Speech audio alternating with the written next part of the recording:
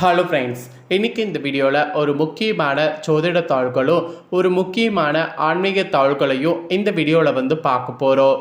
பார்க்குறதுக்கு முன்னாடி எதை பற்றியது பார்க்க போகிறோம் அப்படிங்கிறத இன்ட்ரோவில் ஷேர் பண்ணுறேன். எதை பற்றியது பார்க்க போகிறோம் அப்படிங்கிறத இன்ட்ரோவில் ஃபஸ்ட்டு தெரிஞ்சுக்குங்க.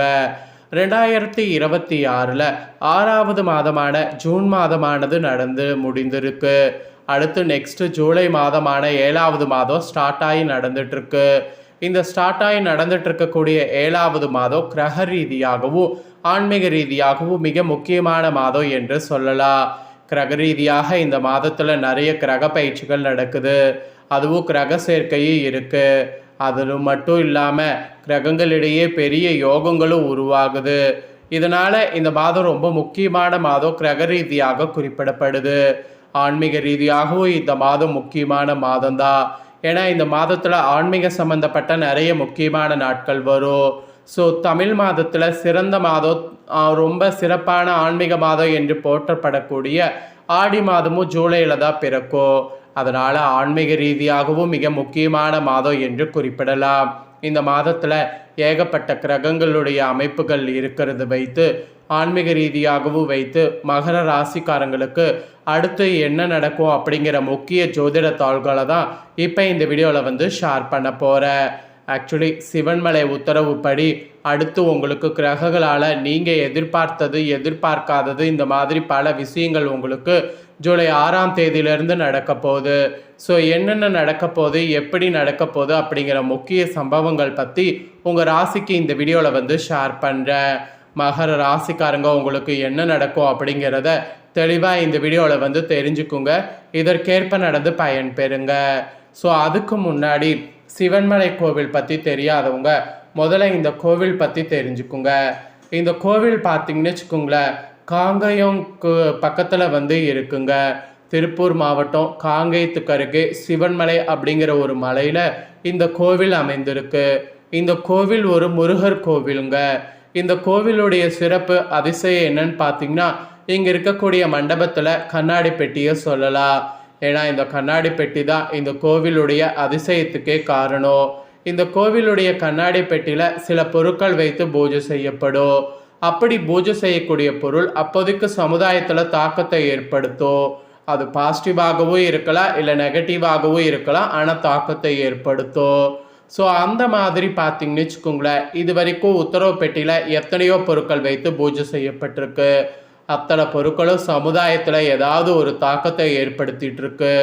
ஸோ இந்த மாதிரி பொருள் வைத்து பூஜை செய்யப்படுவது நம்ம வைத்து செய்கிறோமா அப்படின்னு கேட்டிங்கன்னா கிடையாது. இந்த கோவிலில் இருக்கக்கூடிய முருகர் என்ன பண்ணுவார்னா, பக்தர்களுடைய கனவுல தோன்றி குறிப்பால் சில பொருட்களை உணர்த்தி அந்த பொருளை வைக்க உத்தரவிடுவார். அந்த பொருளானது உத்தரவு பெட்டியில் வைக்கப்படும். அப்படி வைக்கக்கூடிய பொருள் தான் சமுதாயத்தில் தாக்கத்தை ஏற்படுத்தும். இதுதான் அதிசயத்துக்கு காரணம் என்று சொல்லலாம். இந்த அதிசயம் இப்போ வரைக்குமே நடந்துட்டு தான் இருக்குது. இந்த மாதிரி அதிசயத்தை நம்பாமல் இருக்கிறவங்க கூட இதில் நடக்கக்கூடிய அதிசயத்தை பார்த்த பின்னாடி நம்பாமல் இருக்க முடியலங்கிற மாதிரி நிறைய பேர் சொல்லியிருக்கிறாங்க. இந்த மாதிரி பல சிறப்புகளை கொண்ட இந்த சிவன்மலை உத்தரவு எப்படி தாக்கத்தை ஏற்படுத்துமோ, கிரகங்களும் அது போல அமையக்கூடிய அடிப்படையில் தாக்கங்கள் ஏற்படும் என்பது மகர ராசிக்காரங்களுக்கு குறிப்பிடப்படுது. ஸோ அதை தான் இப்போ இந்த வீடியோவில் கிளியராக உங்களுக்கு ஷேர் பண்ண போகிறேன்.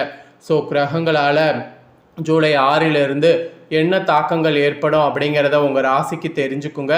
அதற்கேற்ப நடந்து பயன் பெறுங்க.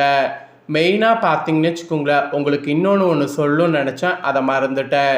இப்போ சிவன்மலை உத்தரவில் என்ன வைக்கப்பட்டிருக்குன்னா, இப்போ ஒரு மண் கலப்பையில் பார்த்தீங்கன்னு வச்சுக்கோங்களேன், அதாவது மண் சட்டியில் மண், அப்புறம் இன்னொரு மண் சட்டியில் தீர்த்தம், பிரம்பு இந்த மாதிரிலாம் வைத்து பூஜை செய்யப்பட்டிருக்கு.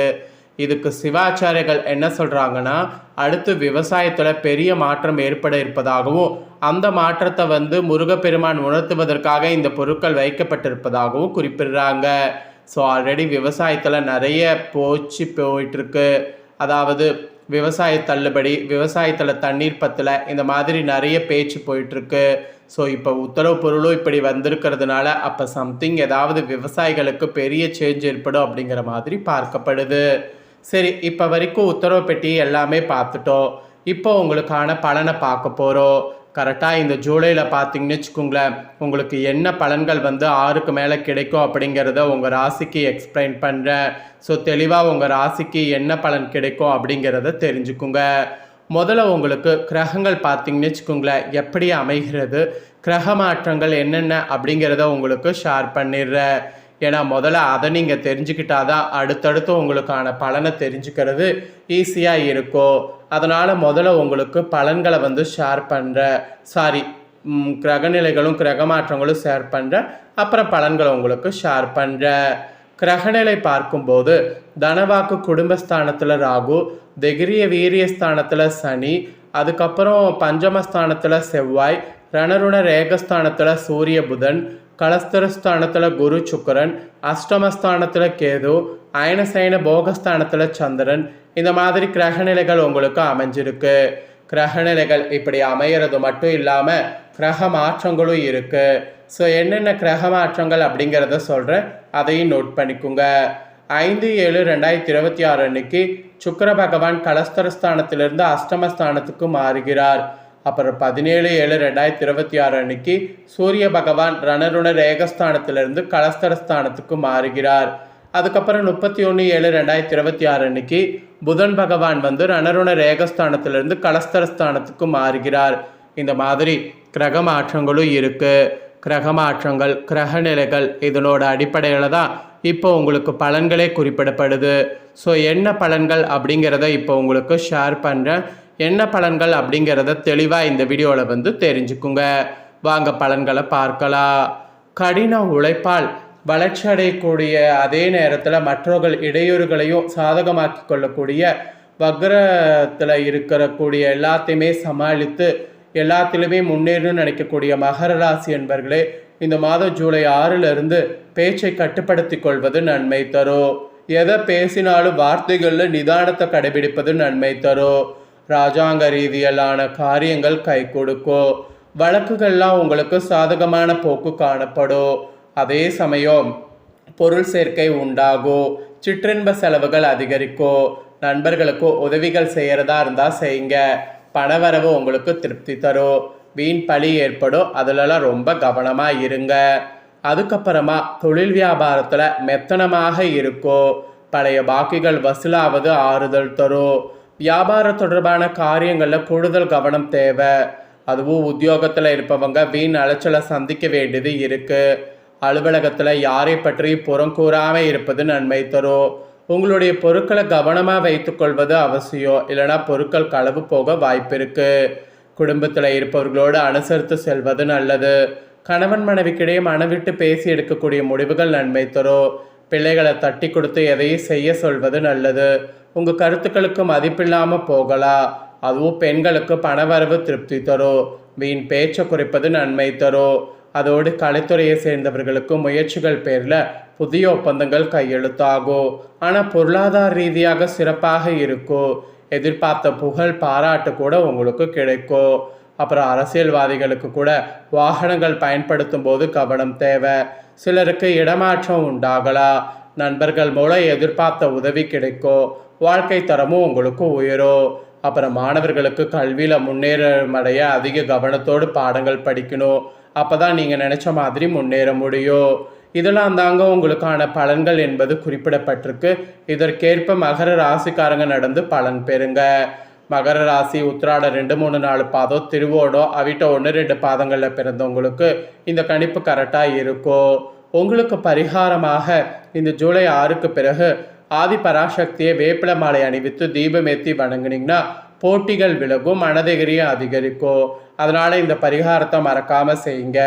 உங்களுக்கு சந்திராஷ்டம தினம் இந்த ஜூலையில் 17, 18, அதிர்ஷ்ட தினம் ஜூலையில் 11, 12. உங்களுக்கு முழுசாக பார்த்தீங்கன்னு வச்சுக்கோங்களேன், கிரகங்களால் என்ன நடக்கும் அப்படிங்கிறத தெளிவாக உங்களுக்கு ஷேர் பண்ணிட்டேன். ஷேர் பண்ணதை தெரிஞ்சிருப்பீங்க. தெரிஞ்சதுக்கேற்ப நடந்து பயன் பெறுங்க.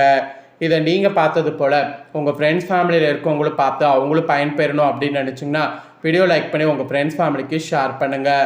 உங்கள் ஃப்ரெண்ட்ஸ் ஃபேமிலியில் இருக்கவங்களும் உங்களை போல் மகர ராசிக்காரங்க இருந்தாங்கன்னா இந்த தாள்களை பார்த்து இதை தெரிஞ்சு இதற்கேற்ப நடந்து பயன்பெறட்டும். இதே போல் புதிய தாள்களை தெரிந்து கொள்ள மறக்காமல் நம்ம சேனலை சப்ஸ்கிரைப் பண்ணுங்கள். கூட பெல் பண்ண ப்ரெஸ் பண்ணுங்கள். ஃபஸ்ட் டைம் பார்க்குறவங்க அதை நீங்கள் பண்ணிட்டீங்கன்னா இனி நான் போகிற மற்ற அப்டேட்டான எல்லா வீடியோஸும் உடனுக்குடனே தெரிந்து கொள்ளலாம். ஸோ மறக்காமல் பண்ணுங்கள். சுவாரஸ்யமாக வேறொரு வீடியோவில் உங்களை சந்திக்கிறேன்.